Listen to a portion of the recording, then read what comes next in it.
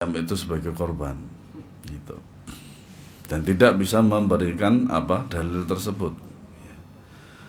Hadis ini juga menunjukkan anjuran untuk berkorban dengan domba yang bertanduk. Hewan yang bertanduk lebih utama daripada yang tidak bertanduk. Kelihatan jantannya. Sebagaimana disepakati oleh para ulama. Hadis ini juga menjelaskan perihal persyaratan berkorban dengan hewan yang baik sifat maupun warnanya, yaitu yang gemuk dan bagus.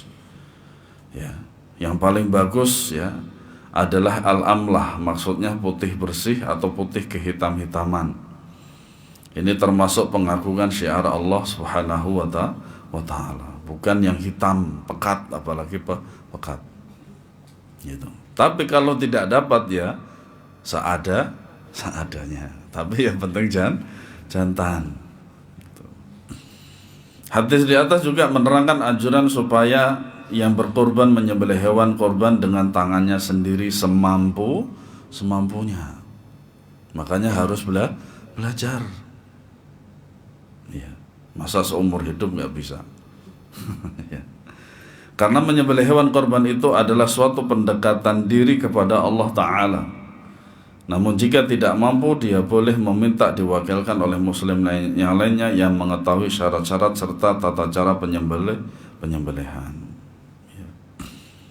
Hadis di atas juga menunjukkan anjuran berkorban dengan lebih dari satu hewan selama tujuannya bukan untuk membanggakan diri. Makanya disinilah kadang hati itu tidak selamat dari yang namanya riya. Ya, padahal sudah jelas bahwasanya ibadah itu adalah harus ikhlas. Siapa bermaksud menyembelih lebih dari satu ekor hewan, maka yang paling utama adalah menyembelihnya sekaligus di hari raya Idul Adha. Tapi kalau hewannya banyak, ya, sekiranya dalam waktu itu tidak mampu, ya, maka boleh juga, ya, sesuai dengan ijtihad pada hari setelahnya. Seperti di ma'had saya, itu tahun kemarin itu menyembelih hewan kambing lebih dari 150. Dan juga sapinya itu sekitar 13. Nah, itu kita karyawan dan staf itu cuma 70 orang. Itu untuk satu hari aja kadang nggak nyampe. Harus sampai isya itu baru selesai. Itu pun juga dimulai dari jam 7. Ya, seperti itu. Maka boleh juga untuk hari ketiga. Makanya hari raya dan hari tasyrik. Ya, yang terakhir adalah hari tasyrik, ya. Boleh juga menyembelihnya secara terpisah di masing-masing dari hari nahar tersebut. Jadi hari pertama sekian, hari kedua sekian. Ya. Dan itu memberikan manfaat bagi kaum muslimin menurut pendapat yang rajih. Tenggang waktu penyembelihan hewan kurban mulai dari tanggal 10 Dzulhijjah sampai tanggal 13, 3 hari. Nah, bagaimana kalau hewan itu diniatkan untuk kurban tapi ternyata disembelihnya adalah pada tanggal 14, maka kata Nabi SAW dia adalah sembelihan biasa, walaupun niatnya adalah untuk kurban. Tapi kalau dari pelaksanaannya tidak sesuai dengan syariat, maka tidak dianggap, ya. Hadis ini juga menerangkan mengenai disyariatkannya membaca bismillah serta bertakbir ketika hendak menyembelih hewan kurban dengan mengucapkan bismillah wallahu akbar. Apakah wajib untuk didengarkan kepada orang lain? Tidak disyariatkan. Yang penting antumnya itu. Yang lebih penting adalah antumnya. Kenapa? Karena yang akan membuat daging itu halal atau haram dimakan ya antumnya, bukan orang lain. Nah, membaca bismillah wajib hukumnya, sedangkan bertakbir mustahab, ya, menurut pendapat jumhur ulama. Pengucapan bismillah itu haruslah dilakukan tepat ketika menyembelih. Bila mana terjadi jeda yang panjang antara pengucapan bismillah dan menyembelih, maka ucapan bismillah harus diulang. Ya. kecuali jika jeda tersebut diperlukan untuk mempersiapkan hewan yang akan disembelih dan mengambil pisau. Sementara itu yang dipertimbangkan adalah bahwa pengucapan bismillah tadi ditujukan kepada apa yang hendak disembelih. Jika seorang membaca bismillah untuk menyembelih kambing, kemudian dia meninggalkan kambing tersebut beralih kepada yang lainnya, maka dia harus mengucapkan bismillah ya. Tentang penukaran alat sembelihan, maka hal ini ya tidak mempengaruhi ucapan bismillah, sama aja. Yang penting bismillah wallahu akbar. Hadis ini juga menjelaskan bahwa jika hewan sembelihan itu dari jenis kambing, maka cara penyembelihannya adalah posisi berbaring, sebab posisi ini lebih lembut baginya. Sementara si penyembelihnya meletakkan kakinya di sisi leher kambing yang sebelah kanan setelah dibaringkan dari sisi kiri. Cara ini lebih memudahkan penyembelih guna mengambil atau memegang pisau dengan tangan kanan, sedangkan tangan kirinya menahan kepala kambing. Bisa dibayangkan ya?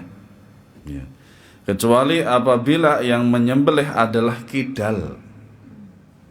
Kidal itu ternyata kiri dari lahir. Kalau cadel apa tuh? Cacat dari lahir. Itu kalimat jarwo dosok kalau orang Jawa Timur, Jawa bilangnya. Cocokologi. Maka dia boleh membaringkannya di sisi kanan karena tujuannya membuat hewan sembelihan lebih tenang sehingga orang yang menyembelih mudah melakukannya. Dan juga dalam hal menyembelih itu juga dijauhkan dari kambing yang lain. Supaya apa? Supaya tidak menjadikan kambing lain itu sedih. Masya Allah. Sampai perasaan kambing aja dibahas dalam Islam. Nah, faedah dari hadis ini yang pertama, disyariatkannya menyembelih hewan kurban, dan hal itu sangat ditekankan pelaksanaannya setiap tahun. Makanya mungkin dari sekarang kita sudah nyicil nabung untuk bisa beli kambing. Ya, kalau kita beli HP seharga 3 juta aja mampu, maka tentu saja untuk beli hewan kurban itu lebih mampu. Ya. Yang kedua, nyembelih hewan kurban jantan lebih utama daripada betina.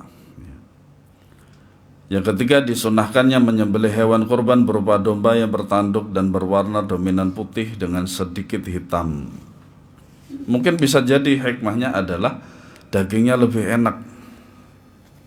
Ya, dagingnya lebih enak, seger sekali gitu ya.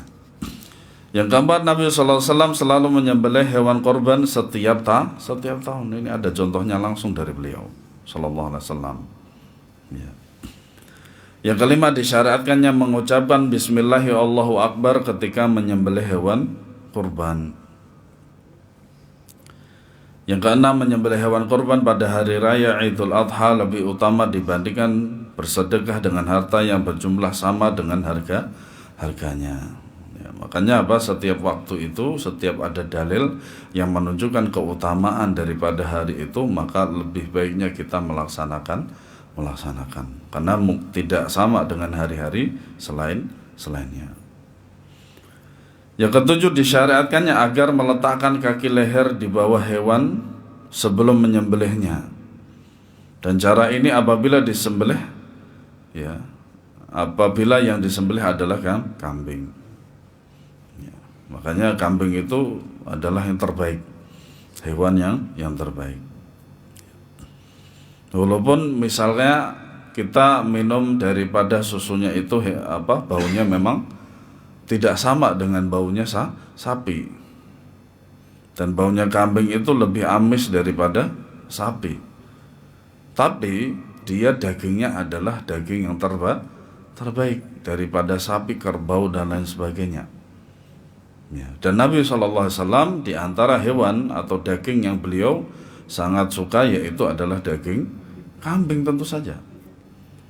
Dan banyak manfaatnya, terutama untuk stamina bagi laki-laki. Ya. Makanya biasanya orang yang mengatakan orang yang habis makan sate gitu siap untuk berperang malam hari. Nah, apa? Padahal juga mitos juga. Ya mungkin bisa jadi iya, bisa jadi bagi yang iya, tidak bagi yang tidak. Bagi saya sama aja. Yang penting makan daging kambing gitu, enak gitu. Saya. Iya. 8, disunahkannya bagi yang berkorban agar menyembelih hewan sendiri. Ya.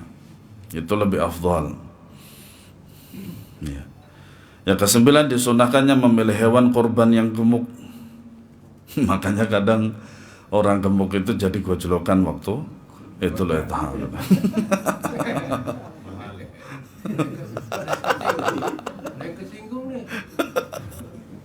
Makanya saya baca ini tadi juga ketawa-tawa saya ketika muroja ini. Ya Allah ya Rabbi, ya wes lah biar senang. Yang ke-10, disunahkan berkorban dengan hewan jantan. Ya. Dan tujuan dalam berkorban itu adalah bertakarub kepada Allah Subhanahu wa ta'ala. Makanya wajib ikhlas. Ya. Yang paling penting berkorban semata-mata karena Allah, bukan untuk riya, bangga, ujub dan lainnya. Wajib ikhlas karena yang sampai kepada Allah adalah ketakwaan. Allah Ta'ala berfirman, lan yanalallaha luhumuha wala dima'uha walakin yanaluhu taqwa minkum. Surat Al-Hajj ayat 37. Hadis selanjutnya, walahu min hadithi Aisyah radhiyallahu anha. Ini riwayat dari Muslim ya. Walahu itu haknya itu kembali kepada Muslim. Anna Rasulullah sallallahu alaihi wasallam amara bi kabshin aqrana yata'u fi sawadin wa yabruku fi sawadin wa yanzuru fi sawadin fa utiya bihi ya. Betul Pak? Fa utiya apa? Iya, soalnya ini titiknya 2. Kadang salah cetakan itu akan menjadi musibah juga. Gitu. Makanya dalam memeriksa buku-buku yang akan dikeluarkan sudah dicetak itu tidaklah mudah, harus betul-betul jeli ya. Fa utiya bihi liyudahhiya bihi faqala laha ya Aisyatu halummil mudyata thumma qala ishhadhi bihajarin fafa'ala thumma akhadhaha wa akhadha al-kabsha wa ja'ahu thumma dhabahahu thumma qala bismillah Allahumma taqabbal min Muhammadin wa ali Muhammadin wa min ummati Muhammadin thumma dhahha bihi. Muslim juga meriwayatkan hadis dari Aisyah radhiyallahu anha yang isinya beliau sallallahu alaihi wasallam menyuruh untuk mencari kambing yang bertanduk, kakinya berwarna hitam, perutnya berwarna hitam, dan pada sekitar matanya berwarna hitam.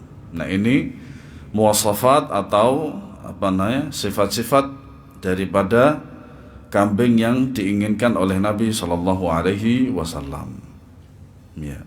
Yaitu pertama bertanduk, kedua kakinya berwarna hitam dan perutnya berwarna hitam, kemudian sekitar matanya juga berwarna hitam ya. Lantas didatangkan kambing seperti itu yang beliau perintahkan. Alhamdulillah ada ya, alhamdulillah ada. Kemudian beliau bersabda, wahai Aisyah, bawalah kemari pisau itu. Kemudian beliau bersabda, asahlah pisau itu dengan batu. Ini menandakan bagi seorang istri itu juga harus bisa masang gas.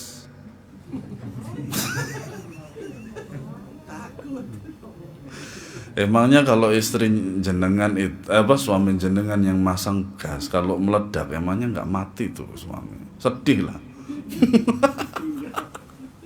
Apa iya ketika sang suami kerja terus kemudian jenengan itu masak, kemudian gasnya habis, nunggu suami ntar sore, nggak masak dong, Emang beli, ya Allah ya Rabbi. Ya kalau cuman beli lauk sih nggak masalah sih, karena mungkin bisa jadi ada magic chair di situ.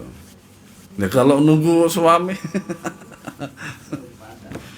nah makanya beliau saja radhiyallahu anha itu bisa mengasah pisau, ya mengasah pisau. Ya artinya seperti itu, harus bisa masang kabel. Iya kata beliau, ya sahih. Jadi ada regulator yang tidak pakai ditekan, hanya sekedar ditancapkan aja terus kemudian diputar bagian atasnya itu ada. Alhamdulillah. Jadi nggak takut lagi untuk masang gas. Iya. Aisyah melaksanakannya, kemudian beliau mengambil pisau itu lalu membaringkan kambing tadi dan mengucapkan bismillah, ya Allah terimalah sembelihan ini dari Muhammad dan keluarganya serta umat Muhammad. Maka beliau pun menyembelihnya. Hadis ini sahih riwayat Muslim. Ya. Hadis ini menunjukkan anjuran berdoa memohon agar korban diterima oleh Allah tabaraka wa ta'ala dengan mengucapkan Allahumma taqabbal minni. Jadi setelah bismillah Allahu Akbar berdoa seperti ini juga boleh. Kenapa Nabi SAW melakukannya? Ya. Sebagian ulama menganjurkan agar berdoa dengan nas ayat Al-Quran, yaitu surat Al-Baqarah ayat 127. Rabbana taqabbal minna innaka antas sami'ul alim. Nah doa yang seperti ini tidak perlu juga mengangkat tangan.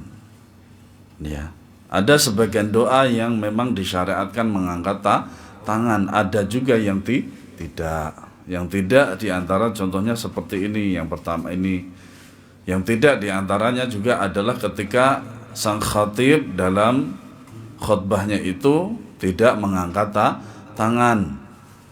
Kecuali jikalau imam atau khatib tersebut mengangkat tangan ketika berdoa, maka kita disyariatkan mengikutinya. Wallahu a'lam. Ya.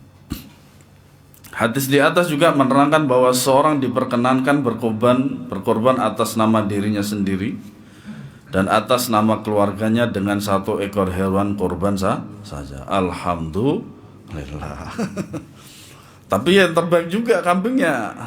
Jangan harganya 1.500.000. Itu namanya pelit. Bukannya nggak mampu, tapi pelit.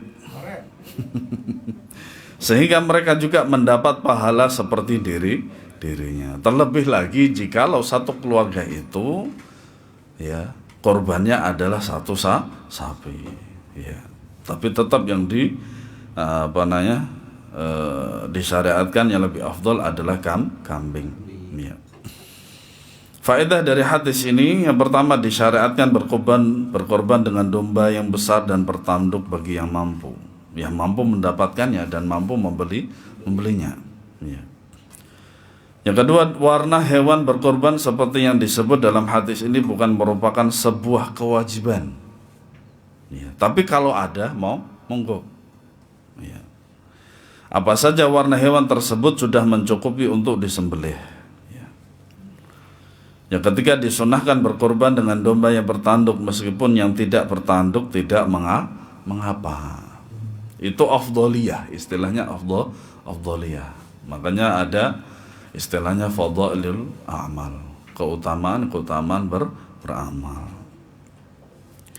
Yang keempat, bolehnya seorang berkorban untuk diri sendiri dan keluarganya dengan seekor domba. Ya. Yang kelima, istri hendaknya membantu dan memenuhi kebutuhan suami. Yang keenam, istri hendaknya bersegera dalam melaksanakan perintah suami. Yang ketujuh, bolehnya seorang yang berkorban meminta pertolongan orang lain dalam pelaksanaannya. Karena manusia itu adalah makhluk sosial. Yang kedelapan, disunahkan menajamkan pisau sebelum menyembelih.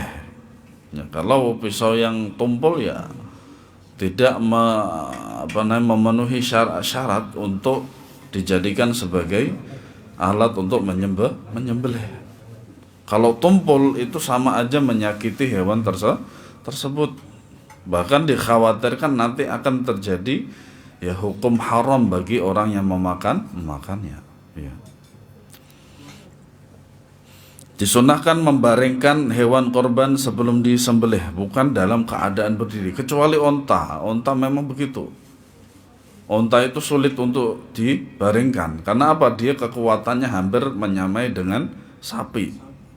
Ya. Sapi aja kadang sulit. Ya, makanya sering ketika Idul Adha itu sering kita melihat atau mendengar itu sapi ucul. Sapi kabur. Itu ya, mau disembelih kabur, kasihan banget ya orangnya.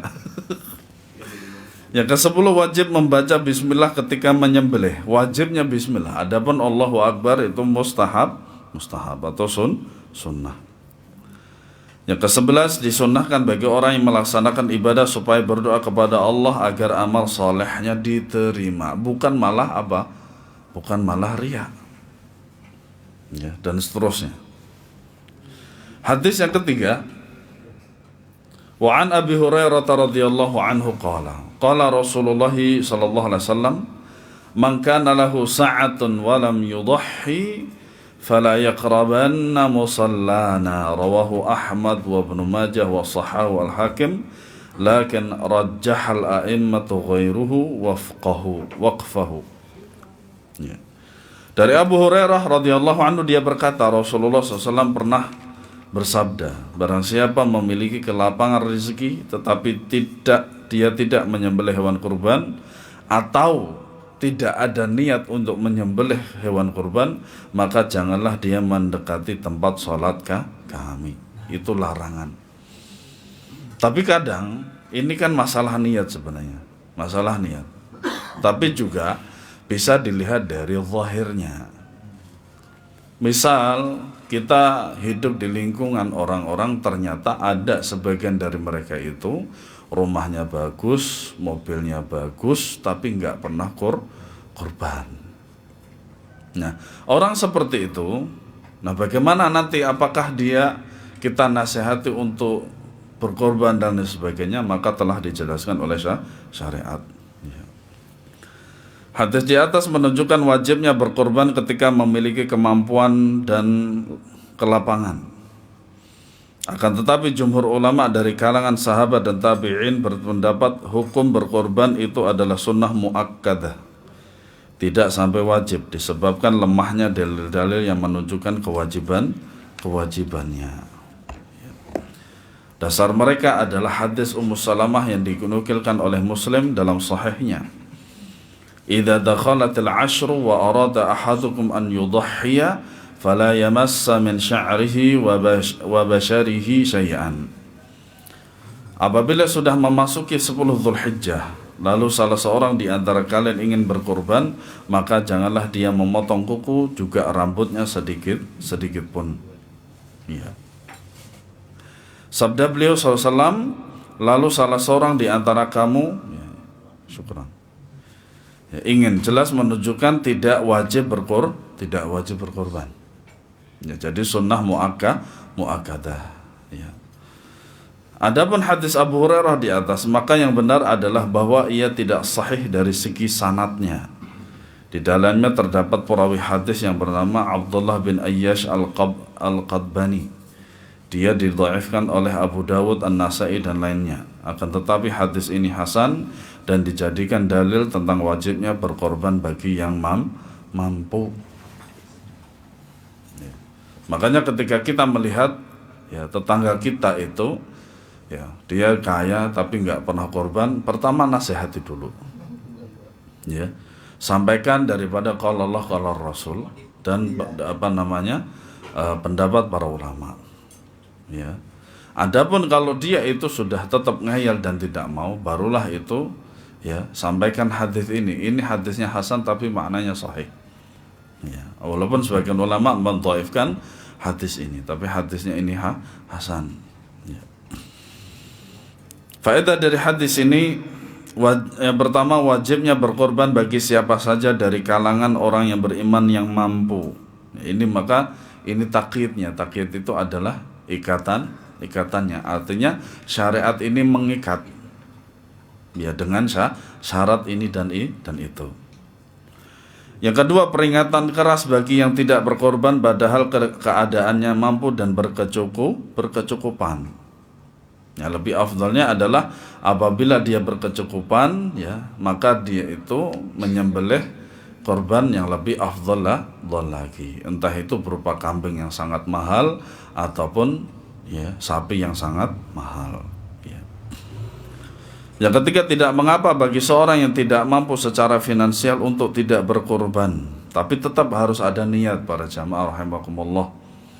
Ya, siapa tahu dengan niat tersebut Allah mudahkan juga. Ya, alhamdulillah lah pernah berkorban sekali seumur hidup. Yang keempat, bolehnya berutang untuk melaksanakan korban jika mampu untuk membayar utang tersebut. Monggo. Ya. Dibolehkan ya. Yang kelima, bolehnya ulil amri memberikan ta'zir, hukuman terhadap orang yang mampu berkorban akan tetapi dia tidak berkorban. Dari mana pemerintah ini mengetahui? Dari laporan warga. Dari laporan warga. Ya. Yaitu dengan diberi hukuman untuk tidak mendatangi lapangan tempat sholat Id. Oh, ternyata di sini maksudnya adalah sholat Id, bukan sholat 5 waktu. Ya. Nanti salah diartikan daripada musallana. Makanya dia menggunakan kata musalla. Musalla itu adalah musalla Id. Jadi lapangan besar gitu. Dan di sini dalam hadis ini tidak disebutkan masjid. Karena kalau masjid berarti 5 waktu. Malah itu lebih berbahaya lagi. Artinya apa? Menghalangi dia untuk melaksanakan sholat wajib yang menjadi rukun daripada rukun Islam. Hadis selanjutnya,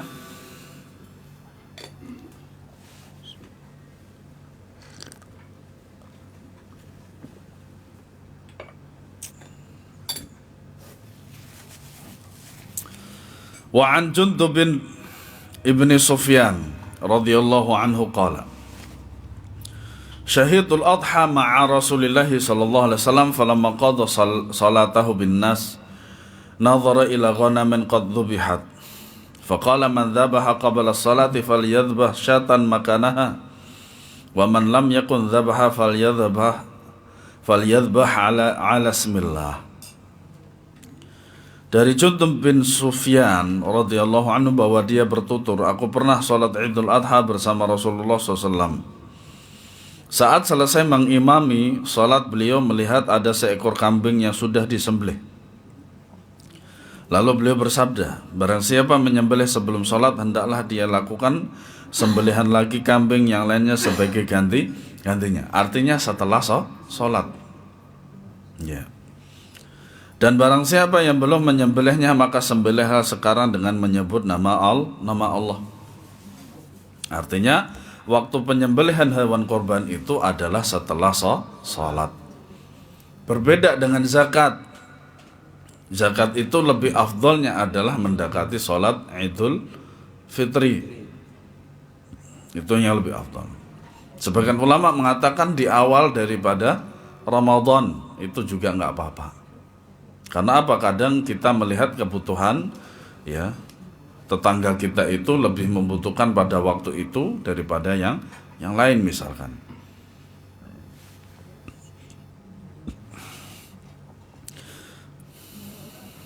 Hadis ini sahih diriwayatkan oleh Al-Bukhari dan Muslim. Hadis ini menjelaskan waktu penyembelihan hewan kurban, yaitu dimulai setelah selesai melaksanakan sholat Id. Barang siapa yang menyembelih hewan kurban sebelum waktunya, berarti kurbannya tidak sah. Ya, tidak sah. Dan harus menyembelih hewan lain sebagai gantinya setelah salat Id.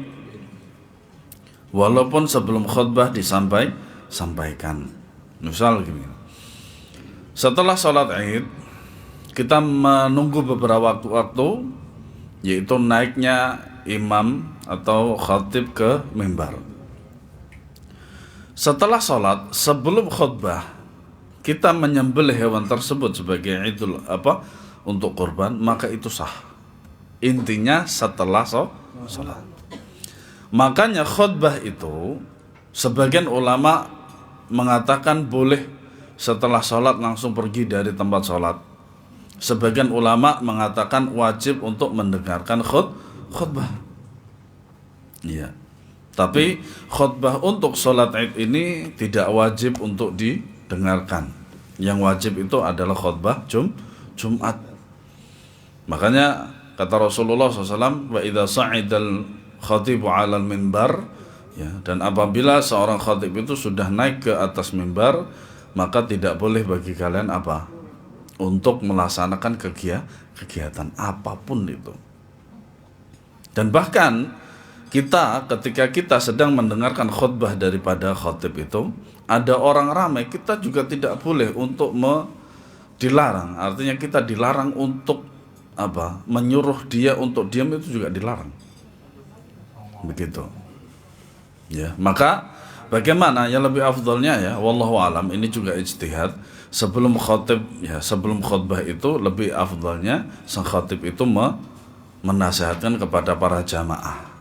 Tapi biasanya yang ramai itu adalah anak-anak atau anak-anak muda yang sibuk dengan HP-nya, dan itu sering sekali saya mendapati hal tersebut. Ketika khatib sedang khutbah, ya, kemudian ada sebagian anak-anak muda itu yang sibuk dengan HP-nya, dan itu sia-sia dia itu. Tidak mendapatkan pahala sama sekali, ya. Sebab berkorban ialah ibadah yang waktunya telah ditentukan, tidak sah jika dikerjakan sebelum waktu yang disyariatkan.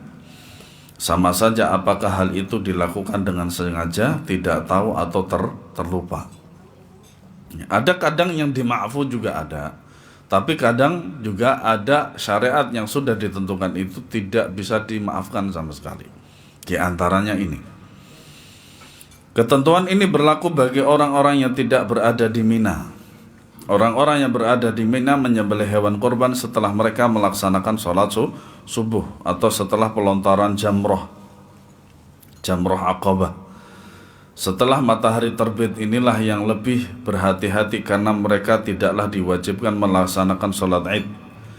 Rentang waktu penyembelihan ini adalah 4 hari menurut pendapat yang sahih, ya.